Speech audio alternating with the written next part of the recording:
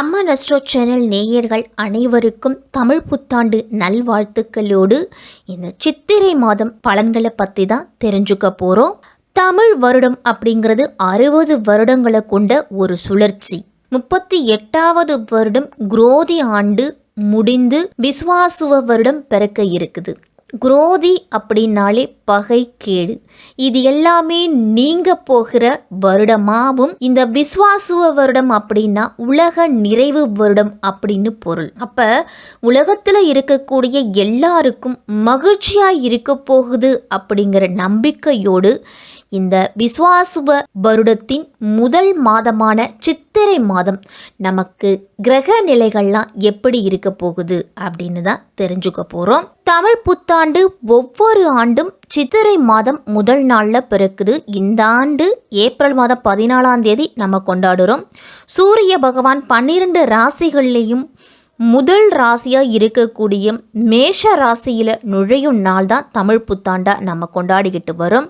சூரியன் மேஷ ராசியில் அதுவும் உச்ச நிலையில் இருக்கிறாரு.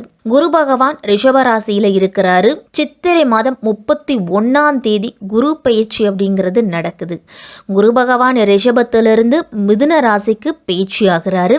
செவ்வாய் கடக ராசியில் நீச்ச நிலையில் இருக்கிறாரு. கேது கன்னி ராசியிலையும், ராகு மீன ராசியிலையும், சனி பகவான் மீன ராசியிலையும் இருக்கிறாங்க. புதன் சுக்கிரனும் மீன மனையில தான் இருக்கிறாரு. சித்திரை மாதம் 24ஆம் தேதி புதன் பகவான் மேஷ ராசிக்கு பேச்சு ஆகிறாரு. மீன ராசியிலிருந்து மேச ராசிக்கு பேச்சு ஆகிறாரு. சனி செவ்வாயோட பார்வை இந்த மாதம் முழுவதுமே இருக்குது. சித்திரை மாதம் 1ஆம் தேதியிலிருந்து 31ஆம் தேதி வரைக்கும் குரு சுக்கிரன் பரிவர்த்தனை யோகம் பெற்று சஞ்சரிக்கிறாங்க. சித்திரை மாதம் 21ஆம் தேதியிலிருந்து வைகாசி மாதம் 14ஆம் தேதி வரைக்கும் அக்னி நட்சத்திரம் அப்படிங்கிறது இருக்குது. இந்த நவ கிரகங்களோட மாற்றத்தால் 12 ராசிக்காரர்களுக்கும் என்னென்ன பலன்கள்லாம் கிடைக்க போகுது அப்படிங்கிறத தான் நம்ம விரிவாகவே தெரிஞ்சுக்க போகிறோம். விருச்சிக ராசிக்காரர்களுக்கு விஸ்வாசுவ வருடத்தின் முதல் மாதமான சித்திரை மாதம் எப்படி இருக்க போகுது? இந்த மாதத்தோட கிரக நிலைகளை முதல்ல நம்ம பார்த்துட்டோம் அப்படின்னா, விருச்சிக ராசிக்கு 6ஆம் இடத்துல சூரியன் புதன் சேர்க்கை இருக்குது. 5ஆம் இடத்துல சனி ராகு சுக்கிரன் புதன் அப்படிங்கிற 4 கிரகங்களோட சேர்க்கை இருக்குது. புதன் சித்திரை மாதம் 24ஆம் தேதி 5ஆம் இடத்திலிருந்து 6ஆம் இடத்துக்கு பேச்சியாகி சூரியனோடு போய் சேர்ந்துடுறாரு. 9ஆம் இடம்னு சொல்லக்கூடிய பாக்கியஸ்தானத்தில் செவ்வாய் இருக்கிறாரு. 3ஆம் இடத்துல கேது இருக்கிறாரு. 7ஆம் இடத்துல குரு பகவான் இருக்கிறாரு. சித்திரை மாதம் 31ஆம் தேதி வரைக்கும். அதன் பிறகு 8ஆம் இடத்துக்கு மாறப்போறாரு குரு பகவான். இப்படிப்பட்ட கிரக நிலைகளோடு இந்த சித்திரை மாதம் தொடங்குது. இந்த மாதத்தின் கிரக நிலைகளை முதல்ல நம்ம பார்த்துட்டோம். மாதத்தின் தொடக்கத்தில் உங்க ராசியை குரு பகவான் பார்க்குறாரு. அப்போ குரு பார்க்கறதுக்கு கோடி நன்மை அப்படின்னு சொல்லுவாங்க. அப்போ பல வழிகளிலையும் உங்களுக்கு நன்மைகள் கிடைக்கக்கூடிய மாதமாகவும், முயற்சி எந்த அளவு எடுக்கிறீங்களோ அந்த அளவுக்கு வெற்றிகள் கிடைக்கக்கூடிய மாதமாக இந்த சித்திரை மாதம் இருக்க போகுது. அதே மாதிரி ஒரு முன்னேற்றத்துக்கு உண்டான வழியில் நீங்கள் அடுத்த அடி எடுத்து வைக்க போறீங்க. செவ்வாய் நீச்சம் பெற்றாலும் அது உங்கள் ராசிநாதனா மட்டும் இல்லாமல் 6ஆம் இடத்துக்கு அதிபதியாகவும் இருக்கிறதால உங்களுக்கு நல்ல மாற்றம் அப்படிங்கிறது இந்த மாதத்தில் கிடைக்கும். செவ்வாய் 9ஆம் இடம்னு சொல்லக்கூடிய பாக்கியஸ்தானத்தில் இருக்கிறாரு. அப்போ தைரியமும் தன்னம்பிக்கையும் அதிகரிக்கும். எந்த ஒரு காரியமாக இருந்தாலும் துணிச்சலோடு இந்த மாதத்தில் நீங்கள் முடிவெடுக்க போறீங்க. தொழில் வியாபாரத்தில் முன்னேற்றம் அப்படிங்கிறது இருக்கும். நிலம் சொத்துக்கள் சார்ந்த விஷயத்தில் பிரச்சனைகள் இருந்துச்சு அப்படின்னா அந்த பிரச்சனைகள் குறையும். சொத்துக்கள் வாங்கக்கூடிய யோகமும் இருக்குது. உடன் பிறந்தவர்களால் எந்த உதவி நீங்கள் கேட்டிருந்தீங்களோ அந்த உதவி இந்த மாதத்தில் கிடைக்கும். அரசு மற்றும் அரசு சார்ந்த துறைகளில் இருக்கிறவங்களுக்கு உங்களுக்கு கிடைக்க வேண்டிய பதவிகள் அப்படிங்கிறது கிடைக்கும். ஆனால் அந்த அளவு உங்களுக்கு கடினமான உழைப்பும் இந்த மாதத்தில் இருக்கும். விருச்சிக ராசிக்காரர்களுக்கு குரு சுக்கிரன் பரிவர்த்தனை அப்படிங்கிறது இந்த மாதம் முழுவதும் இருக்குது. உங்கள் ராசிக்கு 5ஆம் இடத்துக்கு அதிபதி குரு, 7ஆம் இடத்துக்கு அதிபதி சுக்கிரன்.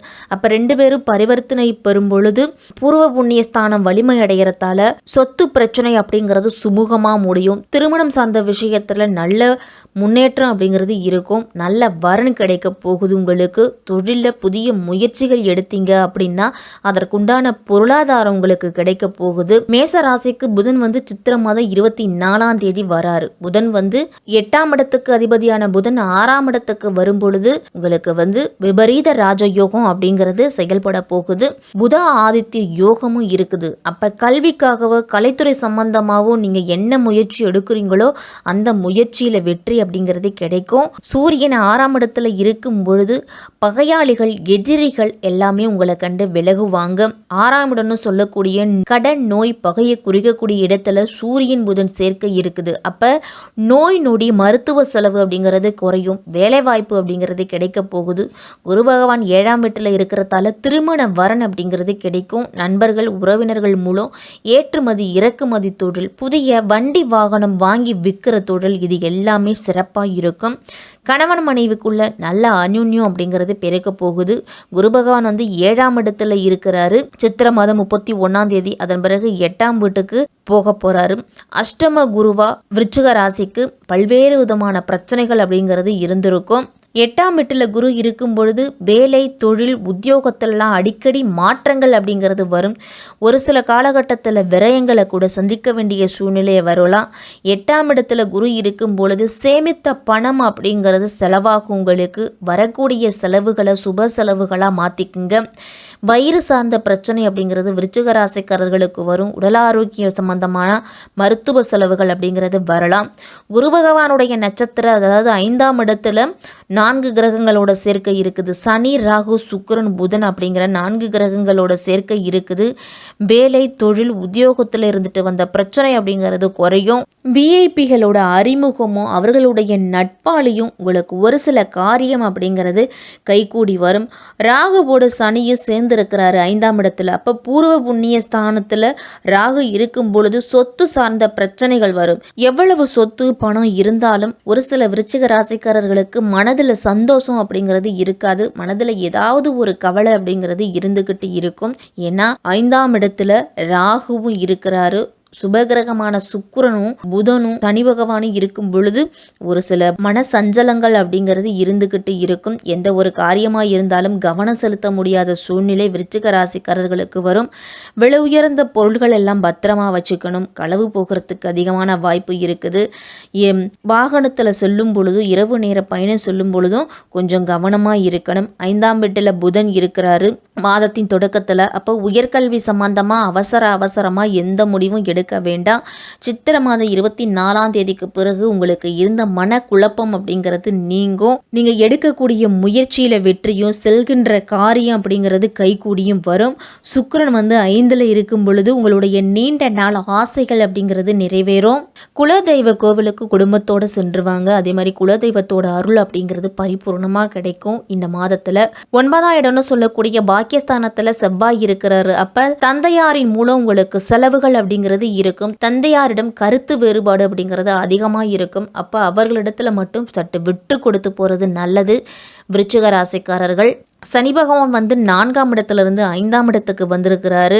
5ஆம் இடம் அப்படிங்கிறது பூர்வ புண்ணிய ஸ்தானம். குழந்தைகள், கல்வி, திருமணம், வேலைவாய்ப்பு இது எல்லாத்தையுமே குறிக்கும். அப்போ இதிலிருந்துட்டு வந்த பிரச்சனைகள் எல்லாமே விருச்சிக ராசிக்காரர்களுக்கு குறையும். குழந்தை பாக்கியம் இல்லாதவங்களுக்கு குழந்தை பாக்கியம் கிடைக்கும். இதுவரைக்கும் கல்வியில் மந்தமாக இருந்த குழந்தைகள் கூட இனிமேல் ஓரளவு சுறுசுறுப்பாக படிக்க தொடங்குவாங்க. பூர்வ புண்ணிய ஸ்தானத்தில் ராகு இருக்கிறதால குழந்தை பாக்கியத்துக்காக அதிகமான செலவு அப்படிங்கிறத செய்வீங்க. திடீர் தனவரவு, திடீர் அதிர்ஷ்டம் எல்லாமே வரும் இந்த மாதத்துல. கடகராசியில செவ்வாய் இந்த மாதம் முழுவதுமே சஞ்சரிக்கிறாரு. 6ஆம் இடத்துக்கு அதிபதியாக இருக்கக்கூடிய செவ்வாயால வண்டி வாகன யோகம் அப்படிங்கிறது இருக்கு. வியாபாரத்தை விரிவுபடுத்தணும் அப்படின்னா விரிவுபடுத்தலாம். பூர்வீக சொத்துக்கள் சம்பந்தமா இருந்துட்டு வந்த பஞ்சாயத்துக்கள் எல்லாமே சுமூகமா முடியும். இந்த மாதத்துல பெண் பிள்ளைகள் வழியில சுப செய்திகள், சுப சடங்குகள் எல்லாமே நடக்கும். இந்த மாதத்துல நிதிநிலை அப்படிங்கிறது ஓரளவு உங்களுக்கு சிறப்பாக தான் இருக்குது இந்த மாதத்துல. அப்ப பிரதோஷ நாட்கள்ல இந்த சித்திரை மாதம் முழுவதுமே சிவபெருமானையும் நந்தி பகவானையும் வழிபட்டுட்டு வாங்க. உங்களுக்கு அனைத்து வழிகளிலுமே நன்மைகள் அப்படிங்கிறது கிடைக்கும்.